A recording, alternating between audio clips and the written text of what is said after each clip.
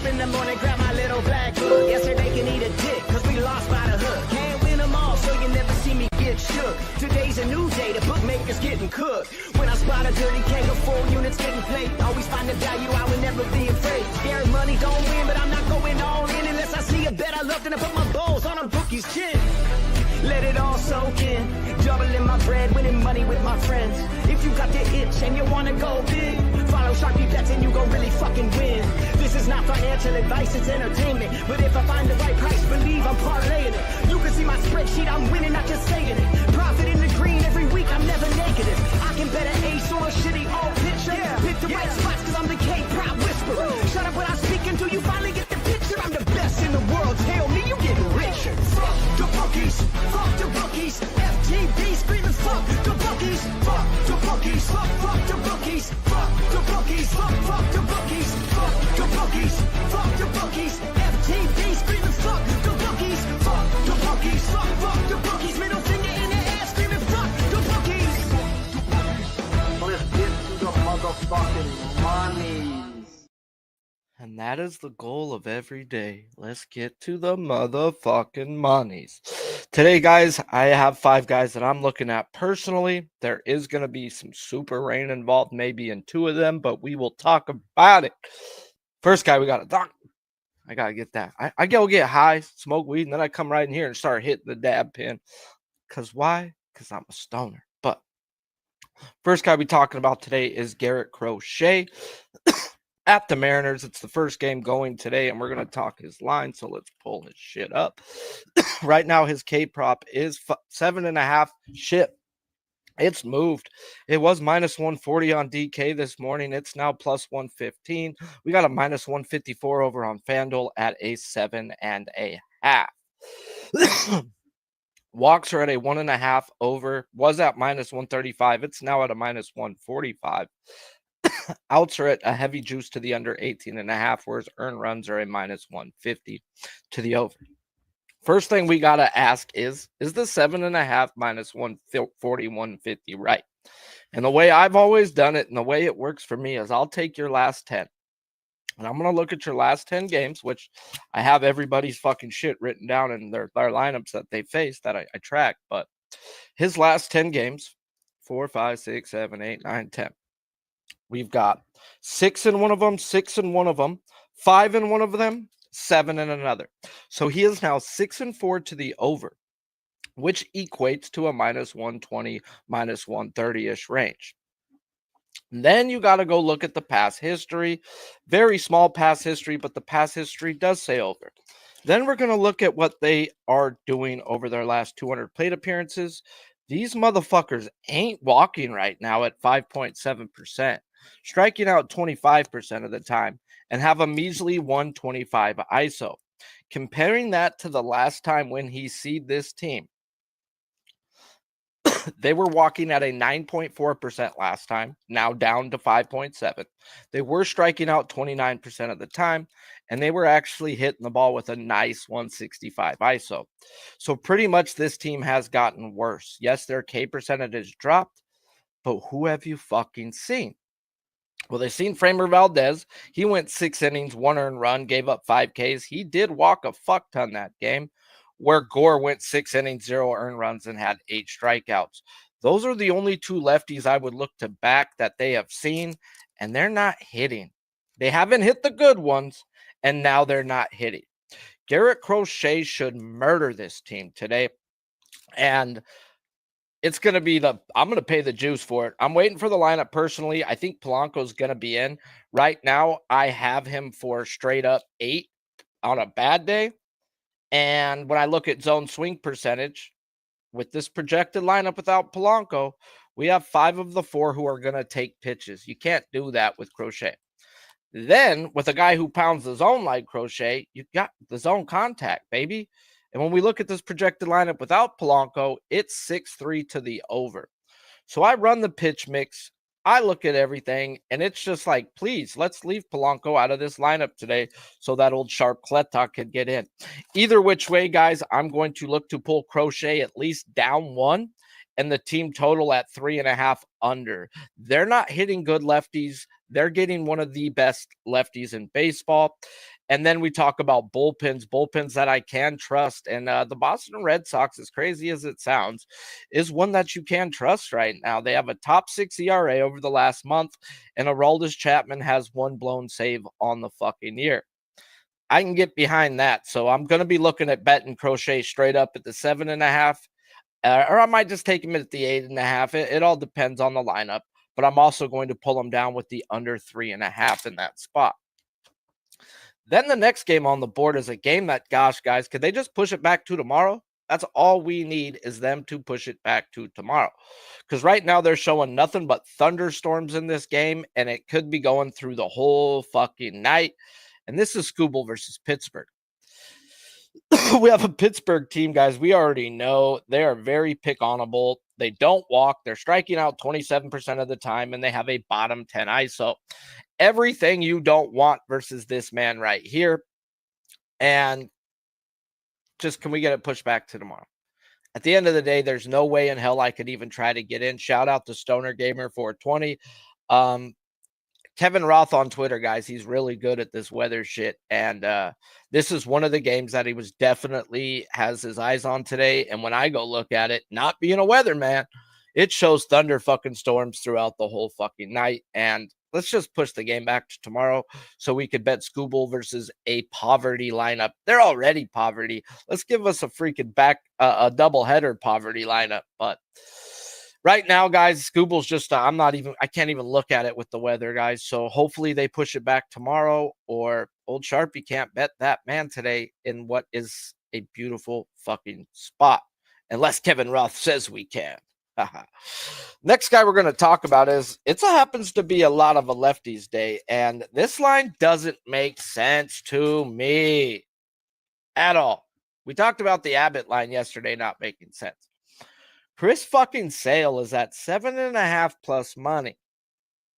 Okay, let's go look at his last 10. Chris Sale's been fucking Chris Sale.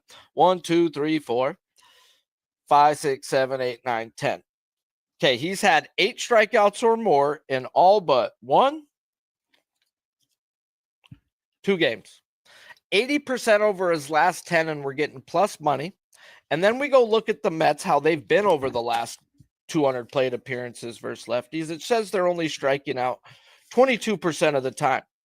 Okay, not bad. They're walking 9%. That don't matter with Chris Sale, but they have a middle of the pack to bottom of the barrel ISO.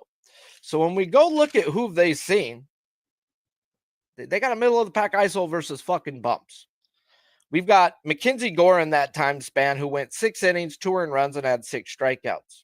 And that's all they've seen in these numbers of them supposedly being a middle of the pack team versus lefties. Then right after these numbers expire over the 200 plate appearances, Crochet went 5.1 innings and only had 5 strikeouts, but yet had 1 earned run.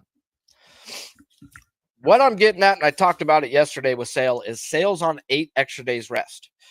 And when we go back through his career and look at him when he's had 8 extra days rest, he's had it in the first 3 games this year, but I have notes and I write notes on every game on my guys. And Sale, velo, and shit was down the first 3 games, so I really don't take shit into the first 3 games this year with him. Now, when we go look at last year, we need an 8-day span. And I told you, just go look after the All-Star break, guys, and you're always going to get an 8-day span. Last year, in that 8-day span, he had the New York Mets, the same team he's getting on extra rest. He went 7 innings, gave up 2 earned runs, and had 9 punch-outs. In every game that he's freaking pitched versus these Mets, granted, it's only been like 4 games, and it does go back to 2013. But even last year, guys, this guy has had 8 or more strikeouts in all but 1 game where he only went 3 innings, and it was a rain-shortened game because he was dominating. He gave up 1 hit at the time, but the game got stopped. So other than rain, this man has dominated the Mets in the past. And then we look at the past history. There's a fucking problem. We have got a team striking out in this projected lineup. Or let me get to that one at. Where are they at? He's over here. Sales on this page.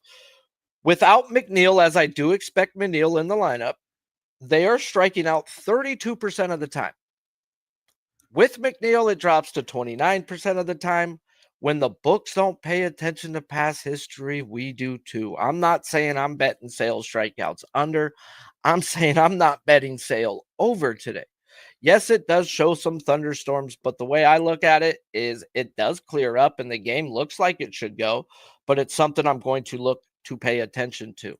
What I am going to look to bet after lineups come out, because I think I'll get a better line once McNeil is in, is I'm going to look for the earn runs under first 7. I do not want to back the back end of this freaking bullpen. I think Sale goes 6 to 7 innings today. I think he gives up less than 2 earned runs. And if he gives up 2, so be it. I've got action at the 2.5 that it's going to be at. So at the moment, I'm looking to back the team total under of the Mets first 7. I don't really want to back the bullpen and the freaking closer right now. Is Iglesias has 4 blown saves on the year. He's been home run prone. He just ain't been the dude I want to look to bat. The issue, though, too, is I've got this guy with 8 to 9 strikeouts, 8 with McNeil, 9 without, and they're sitting there at 7.5 plus money. Everything tells me that this should be over, except for the books offering the plus money. This should be a minus 120, minus 130. This is off by 50 fucking cents.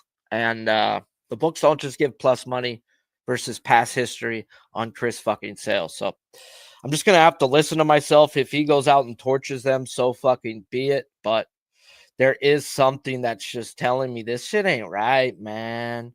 This shit ain't right, man. As I've got him getting everybody but Lindor and McNeil. And he's gotten Lindor 7 of 35 times. So it's possible he can get Lindor. Everyone else is 1, 1, 1, 1.5, 1 plus, 1, 1, 1, 1, 1, 1. And they're giving us plus money, man. This shit just eating at me right now, guys. So Crochet, a guy like Chris Sale, pounds the zone. Crochet only had 5 through 5, but yet, like I said, only gave up 1 earned run. So definitely looking to back the earned runs. I don't get the prop on Sale right now. It makes no fucking sense. Seems like they're begging for over money, and they ain't gonna get it from fucking me. I hope for my sake he doesn't get it, so I can get his average pulled down a little bit. But it just doesn't make sense, guys. And if it doesn't make dollars, it don't make sense. I cannot be going against a multi-billion-dollar corporation in the books. Next guy we're gonna talk about. Done with Sale. Haven't got to Lodolo yet. Scooble's a rain fucking game, so that's pointless. Crochet's talked about. All right. Lodolo. Lodolo's prop is at a heavy juice to the under 5.5. Like Abbott, guys, yesterday, we talked about it. The line doesn't make sense. We've got a Twins team striking out 26 to 27% of the time versus lefties over their last 200 plate appearances. Then why the fuck a guy who is 5-5 to the 5.5 over his last 10 plus money to the over versus a team striking out? It's the other way around. It should be like minus 140, minus 150 to the over, but yet they have it flipped saying, go ahead, like Abbott yesterday. You're going to have to pay juice for an under. Now, I think I got lucky with Abbott yesterday. I mean, call it what you want. I'll take it. Fucking sometimes you need a little luck in this world. But that's what I think freaking Lodolo is going to need today. When we look at this projected lineup, it comes down to zone contact. He is 8-0 to the metric alone. If you get 6 guys in it that are good, then you go under. If you got 6 guys that go bad, then we go over. Now, I'm not the under type of better, so there's plenty of these unders I didn't fucking bet. I bet 7 total unders this year, and I'm 4-3. We finally pulled ahead of 500. But it comes to zone contact. And when we run this projected lineup, if you're going to just look strictly on this year's numbers, you're blindsided. And you would have been blindsided with Abbott. Okay? Buxton and Castro are fucking ass. Those are the 2 guys I expected to kill me yesterday, and I only had 1 strikeout from those 2. So, like I said, I think I got lucky. Then we go through the rest of this lineup, and it's Bryden Bader down at the bottom. They both say they're league average. Okay. Look at their back of their baseball cards. And Bride personally has only had half the at-bats as anybody else on his team. And over their last 4 years, both of them are 4% better than league average at zone contact. So even if you get one and don't get the other, it's still 6-3 to the fucking under. And the books know this because they're offering plus money to the over versus a team striking out. Now, if he gets Bride and Bader, who actually did both strike out last night to Abbott, he should get Buxton and Castro where Abbott didn't. This should. So, gosh, I could see him getting 5 or 6 on the dot, but it's under or nothing in this spot with the way this lineup is projected at the moment. Do I have another guy that I'm looking at? I got to. I don't just, oh yeah, the one guy we don't need a fucking lineup list for. Taj fucking Bradley. My guy Tajathan. Let's go pull up his props and see where he's at today. Taj Bradley. And there may be rain in this game, and that's something I need to look into as well. But we've got Taj at a 5.5. Now, is the line right? Well, he's gotten 6 or more in 1, 2, 3, 4 of his last 10. All right, that doesn't match up. That should be plus money to the 5.5. But we go look and see how they're doing versus right-handed pitchers. Let's pull that up real quick. That's versus lefties. Holy shit, that's versus lefties last year. Get off of 24, motherfucker. I had to go back to the Mets and see how they were doing versus Sale last year when they played them. They were striking out at a 29% clip when he struck them out 19 times. But they were also hitting the ball disgustingly good. Another reason why I want to look at the team total under first 7 or first 5 with Chris Sale today. So we're going to go versus right-handed pitchers over the last fucking 15 days. Baltimore is at walking below league average 1%, striking out near 24% of the time, and they are hitting the dog piss out of the baseball with the 211 ISO. Taj Bradley is one of the guys I don't look at metrics with. He's one guy that I always just run the pitch mix with, and if it says I can go, I can go. Now, he is a half unit only type play guy, as he is a thrower of the baseball and not a pitcher. There is parts of the game where he misses so bad that the batter doesn't even got to pick the fucking bat up off his shoulder. I mean, and you'll get 3 straight balls like that to where on a 3-2 count, he throws it dead dick down the middle. And of course, they're going to make contact with that type of shit. So always helps if we get a good umpire that can help out our guy a little bit. But at the end of the day, until he turns into what Hunter Brown is now, which is a pitcher, a guy who trusts his shit, who trusts it in the zone, then I've got to keep my expectations low. We look at Taj versus the Orioles through his career. We're going to pull that up. I use StatMuse to look at that type of stuff. Taj Bradley versus Orioles. And last year he faced them twice. He got walloped one game, gave up 9 runs, had the living shit piss kicked out of him, having 3 strikeouts. Then in the game where he went 5 innings, he only had 1 earned run. He pitched well, but he had 7 punchies. And then he's seen him twice in 2023. He had 6 and 8 strikeouts respectfully. So 3 of the 4 games that he's faced them, he's hit the over, but 1 game he didn't. He got pounded. He's also facing a team right now, like I said, that is hitting the ball well. Another reason why to keep it at a half unit play. But it's either going to be over or nothing, guys. When I run this projected lineup for Tajathan, I come up with 2 dead spots. I've got O'Hearn and Rochman as dead spots, but yet Rochman has struck out 4 of 11 times. So if you want to throw that in there, good God, this guy could have a monster fucking day. Holiday, guys, I got him for 1+. He whiffs at a 4-seam, a cutter, and league average versus splitter and a curve. Rochman doesn't whiff to any, but like I said, he's 4 of 11, and if we could somehow get him, good fucking luck. Henderson has struck out 6 of 12 at bats versus this man. Whiffs to a 4-seam, whiffs to a cutter, league average on a split and curve. He's good for 1, if not 2. Westberg, guys, whiffs at everything he throws. O'Hearn only whiffs at the curveball and has not struck out in 9 at bats. A guy I do have as a dead spot. Laureano whiffs at everything. Mullins is league average at everything but a curveball. And Kowser, garbage. Carlson, garbage. If Taj can stay in the game 5 to 6 innings, he gets 6 strikeouts today. Granted, Taj can also walk 3 to 5 to 10 fucking guys and then us not get there. So always something to look at. What do they got Taj's freaking walks at? That's something we want to look at. Oh, they don't have it on cover, so we got to go over to FTN Taj. There you go. And his walks are at a 1.5 juice to the over. If we look at his last 10 games, is that the lineup? That's what I want to hear. I want to hear the freaking Mariners lineup. Taj Bradley game log. His last 10, he has walked 4-2-2-1-2-3-1-3-3. Yikole Chingalo, right? That's the comes down to me telling you that he is a thrower of the baseball and not a pitcher. But at the end of the day, we have 1, 2, 3, 4 games, guys, where he has walked at least 3 or more. In those games, he has only hit 6 strikeouts in one of them. So it's going to come down to me. Does he walk himself out of it? And at the price they have him at right now, guys, you're probably going to see me on Taj for like $75. I got spanked like a pancake on Beaver Ball yesterday. Oof.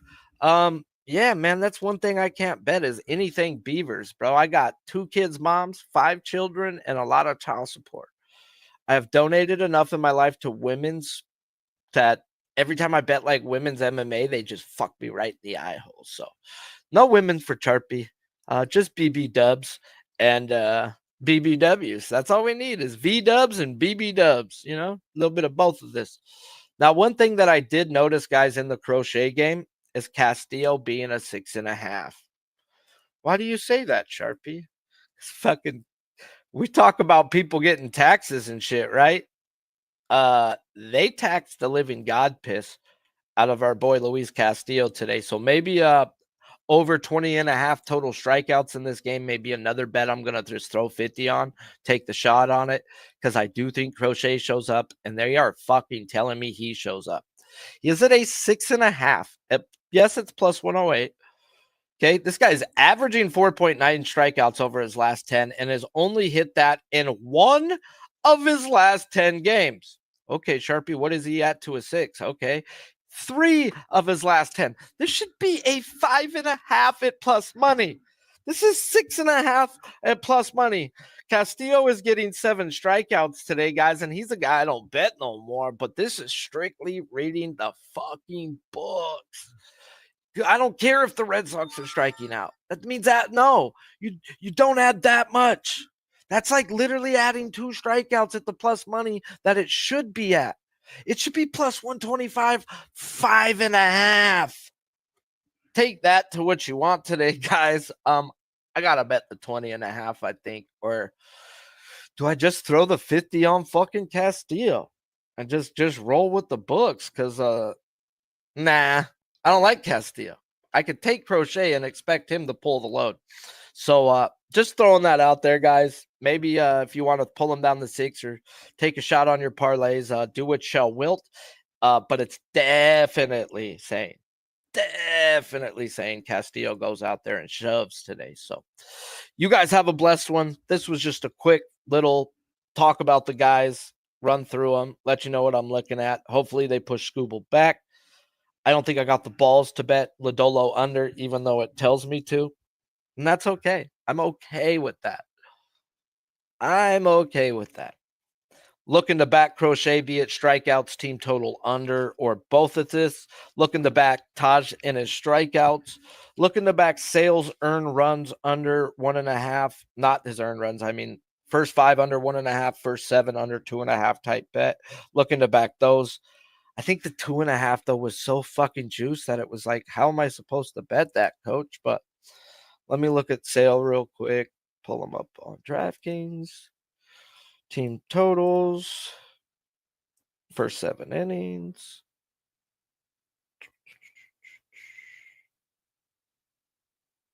Oh, cool. It's down to a minus 135. So that tells it came down like 20 cents already. And that tells me McNeil's in the lineup. That's okay. McNeil's batting 500 with a couple singles, bro. I'm not stressing McNeil. I'm not betting the guy's strikeouts. Now, the fact that he's at plus money at 7.5, that's going to keep me off his strikeouts. If he goes out and shoves today and strikes him out, good. But I'm gonna take the 2.5. I'm gonna let it keep coming down with McNeil and them and get a better price. But I'll be on the earn runs first 7 under for the New York Mets, as I'm looking to back Chris Sale and not the back end of that pin. Yeah, that's my thoughts on baseball today. May the rain gods push Pittsburgh back to tomorrow so we can get Scooble on a doubleheader shitty lineup. But if we can find a way in, if the weather says it's going, then we'll get in. I'll get in on them. I'm not going to be not checking the weather. But like I said earlier, shout out to freaking Stoner Game 420. Go follow Ken Roth or just look. I think that's his name. I've reposted some of his stuff. So he's a really good weather guy for baseball, and he keeps it updated and tracked throughout the day for us. And he hasn't been wrong yet, and he admits it when he's wrong earlier before the game. He'll come back out and say, you know what? My original thoughts were wrong. And you know what? Sometimes you got to fucking do that. And the fact that he's able to means we can at least trust the guy. So everybody else out there, dude, if you haven't smashed the like, may your freaking mother get herpes. If you have smashed the like, may God bless you.